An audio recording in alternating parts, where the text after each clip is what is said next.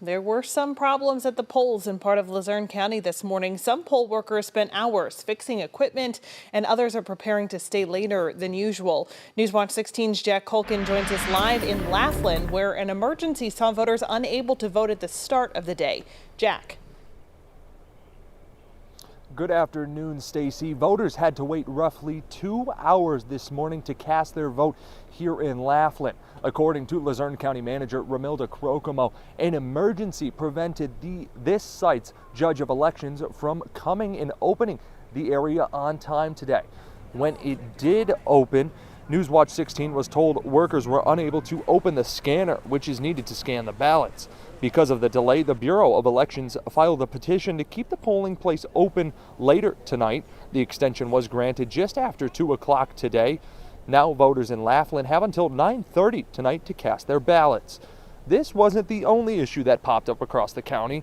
At West Pittston's Ward 2 polling place, an error message came up on several machines. According to the site's judge of elections, around 100 people were given emergency ballots that had to be filled out by hand. Others chose to wait to cast their vote until the problem was fixed. Luckily, I was off today, so I had all day to wait. And it's just ironic that these things happen in Luzerne County, that, you know, they had all this time to prepare. Election officials in West Pittston were able to fix the problem by 9 a.m. Again, the polling place here in Laughlin will be open tonight until 9:30 p.m. Other polling sites across Luzerne County will close at 8 o'clock this evening. Jack Culkin, Newswatch 16, live in Luzerne County. Jack, thanks for that update. Well, there's only one word to describe early voter turnout in Lackawanna County this morning: heavy. Newswatch 16's Andy Palumbo was there as a polling place in Taylor opened. This was the scene at Taylor Host Company number 1 as the polling place opened. A line out the door and onto the sidewalk. Mary Grace Armale was the first. I wanted to make sure that my voice is heard. I think it's very important. This is a very important election, and I wanted to be the first voter here. We didn't ask people about their preferences. It's clear some prefer Trump, others are in the Harris camp. All thought it was important to be here, to vote, to make a choice. It is not unusual to have high voter turnout in presidential elections, and for some people here, it was a brand new experience.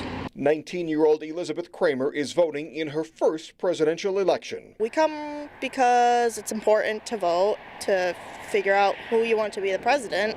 There are other races generating plenty of interest, including contests for Senate and United States Representative. It all adds up to people heading to this polling place early. They didn't mind the wait. It was pretty quick. You know, normally it's just a walk-in, but today I had to wait maybe 5 minutes and that was it. One election worker here in the 3rd Ward said more than 40 people voted in the first half hour the polls were open, and she has never seen a number that high. Andy Palumbo, Newswatch 16, Taylor. The race for U.S. Senate here in Pennsylvania being watched closely. Democrat incumbent Bob Casey cast his vote this morning at Scranton High School. Casey was first elected to the Senate in 2006 and is now the longest-serving Democratic senator in Pennsylvania history. Republican Dave McCormick is challenging Casey for that seat. This is video from when McCormick dropped off his ballot on October 28th. McCormick is a hedge fund manager who was born in Pittsburgh and raised in Bloomsburg. McCormick was on the ballot 2 years ago, ultimately losing the Republican nomination for the Senate.